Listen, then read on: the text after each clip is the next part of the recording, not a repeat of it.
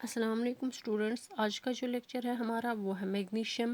Magnesium جو ہے یہ بھی کنسیڈر ہوتا ہے ایک منرل، جس طرح سے ہم نے پریویس لیکچرز میں کیلشیم اور فاسفورس کی بات کی تھی، ویسے ہی میگنیشیم بھی ایک منرل مانا جاتا ہے جو مائکرو منرلس میں میکرو منرلس میں کنسیڈر ہوتا ہے۔ جو میگنیشیم ہے ہم جو یہ ڈائٹ ریسورسز کے تھرو لیتے ہیں، اس کا 55 to 60% ہمارے اسکیلیٹن میں یعنی کہ بونس میں لوکیٹ ہوتا ہے۔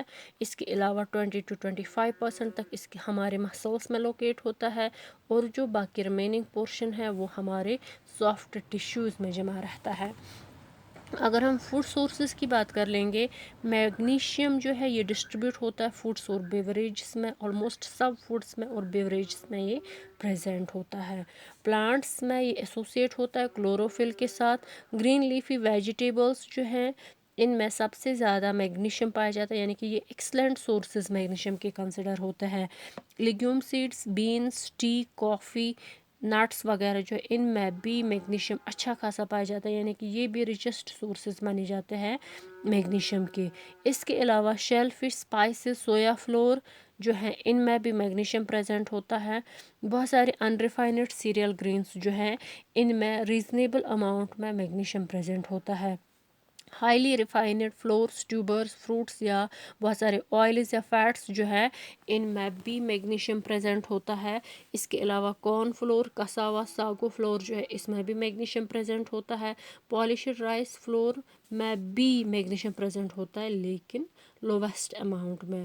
میگنیشیم کی ایبزارپشن جو ہے وہ تھرو اسمال انٹسٹائن ہوتی ہیں، لیکن اسمال انٹسٹائن میں مطلب یا تو جیجونم سے یا ایلیم سے، یہ تو جو ہے یہ امپورٹنٹ سائٹس ہیں میگنیشیم ایبزارپشن کے لیے۔ اس کے بعد اگر ہم اس کے فنکشنز کی بات کر لیں گے، میگنیشیم چونکہ ہم نے پہلے ہی پڑھا کہ میگنیشیم جو ہے بونس میں لوکیٹ ہوتا ہے، اس کے بعد مسلس میں، اس کے بعد سافٹ ٹیشوز میں۔ سافٹ ٹیشوز میں جو میگنیشیم پریزنٹ ہوتا ہے وہ فنکشن کرتا ہے ایز اے کو فیکٹر بہت سارے انزائمس میں، یا یہ ایلوسٹرک ایکٹیویٹر ایکٹ کرتا ہے انزائم ایکٹیویٹی میں۔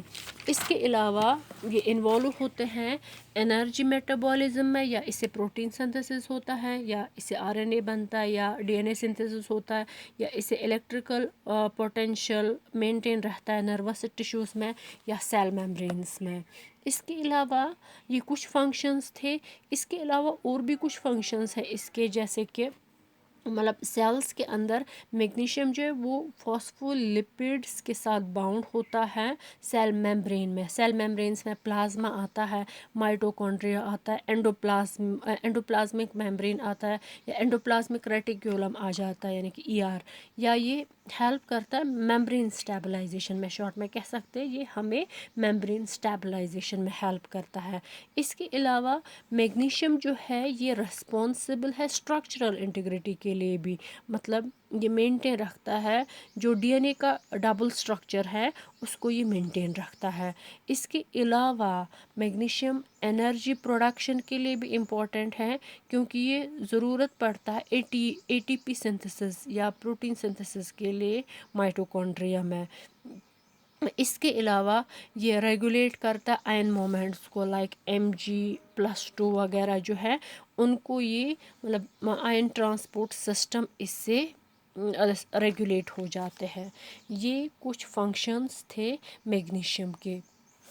اس کے علاوہ ہم پڑھتے ہیں اس کا RDA، اگر دیکھیں گے ہم اس کا RDA میں آپ کو دکھاؤں گی اس کا چارٹ۔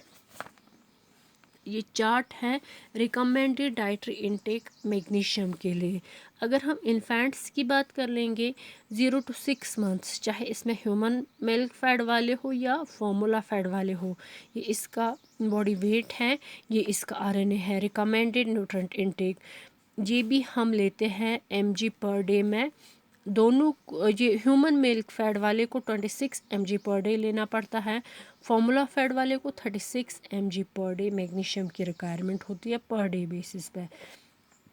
7 to 12 months والے انفینٹس کو 54 mg/day کی ریکوائرمنٹ ہوتی ہے۔ اس کے بعد چلڈرنس جو 1 to 3 years کے ہوتے ہیں ان کو 60 mg/day کی ریکوائرمنٹ ہوتی ہے. پھر 4 to 6 ایئرس والوں کو 76 mg/day. 7 to 9 ایئرس والوں کو 100 mg/day کی ریکوائرمنٹ ہوتی ہے. ایڈولیسنٹ فیمیلس میں یعنی کہ 10 to 18 ایئرس تک 220 mg/day کی ریکوائرمنٹ ہوتی ہے. اس کے بعد میلس 10 to 18 ایئرس تک 230 mg/day کی ریکوائرمنٹ ہوتی ہے. پھر ایڈلٹ فیمیلس یعنی کہ 19 to 65 ایئرس تک 220 mg/day کی ریکوائرمنٹ ہوتی ہے. 65+ ایئرس والوں کو 190 mg/day کی ریکوائرمنٹ ہوتی ہے. میلس 19 to 65 ایئرس تک 260 mg/day کی ریکوائرمنٹ ہوتی ہے. پھر 65+ ایئرس والوں کو 224 mg/day کی ریکوائرمنٹ ہوتی ہے.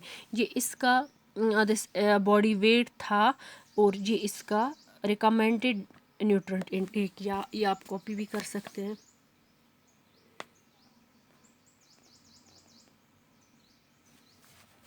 اس کے بعد یہ آپ نوٹ بھی کاپی کر سکتے ہیں.